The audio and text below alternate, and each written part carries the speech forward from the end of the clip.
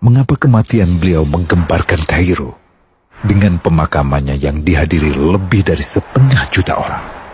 Mari kita simak kisah dari Asosiasi Universitas Islam Mesir ini. Al-Kisah dari kampung kecil bernama Tafahna al-Ashraf, distrik Mitghamir, provinsi Dakohliyah, Mesir, ada 9 orang sarjana miskin lulusan Fakultas Pertanian. Lalu mereka pun sepakat membuat sebuah peternakan unggas, sembari mencari mitra ke-10.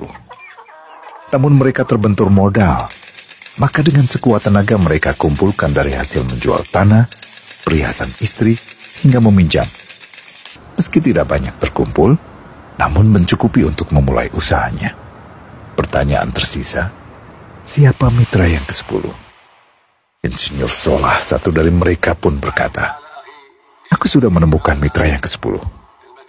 Siapa?" kata teman-temannya. "Allah," lanjutnya. "Allah akan menjadi mitra usaha kita yang ke-10. Allah akan mendapat 10% dari keuntungan kita. Dengan perjanjian, Allah yang akan memberikan perlindungan dan pemeliharaan, keamanan dari segala wabah penyakit." Akhirnya mereka pun sepakat. Kontrak kerjasama pun ditulis secara rinci dan dicatatkan ke notaris, lengkap dengan peran mitra ke-10 tersebut. Tak disangka, setelah 1 musim bisnis mereka langsung meroket, jauh dari yang dibayangkan sebelumnya.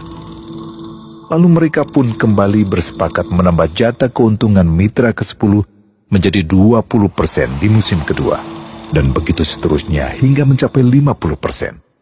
Lalu bagaimana keuntungan mitra ke-10 itu dialokasikan?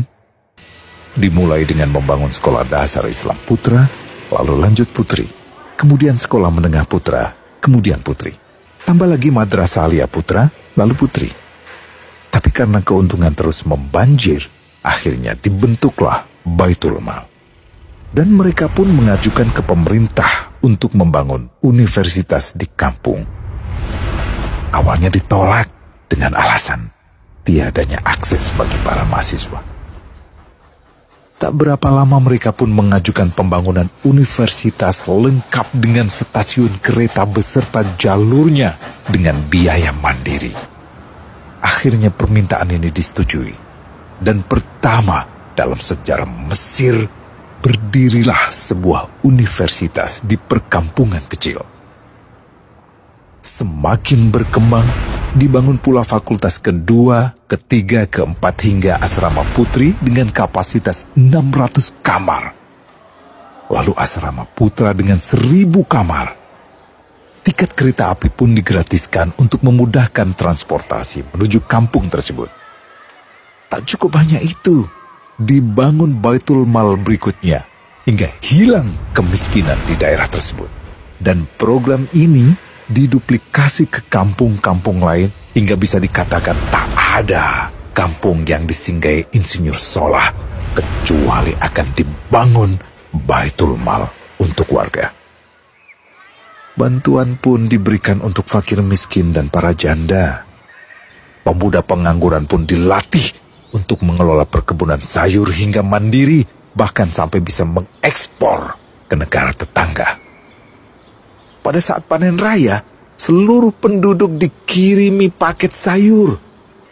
Di hari pertama Ramadan diadakan buka puasa bersama untuk seluruh penduduk desa. Mereka memasak dan hadir ke lapangan yang dipenuhi beraneka makanan. Disiapkan juga perabotan untuk gadis-gadis yatim yang ingin menikah. Dan ini semua merupakan sedikit dari banyaknya kebaikan yang dilakukan oleh Insinyur Solah. Hingga pada akhirnya disepakatilah keuntungan perusahaan 100% untuk Allah. Insinyur Solah yang awalnya adalah salah satu mitra usaha berubah menjadi karyawan Allah. Dia hanya menerima gaji, namun dia memberikan Tuhannya syarat agar membuatnya hanya butuh kepadanya dan hanya meminta kepadanya. Inilah sosok Insinyur Solah Atiyah, aktor utama kisah menakjubkan ini. Keikhlasannya membuat ia sama sekali menolak terkenal di media massa. Dan kini, meski orang yang melibatkan Allah ke dalam bisnisnya ini telah wafat, terbayang seluruh amal jariahnya yang selalu mengalir untuknya. Masya Allah. Pertanyaannya, akankah ini hanya menjadi sebatas kisah saja? Atau menjadi teladan bagi kita untuk mengikuti jejaknya?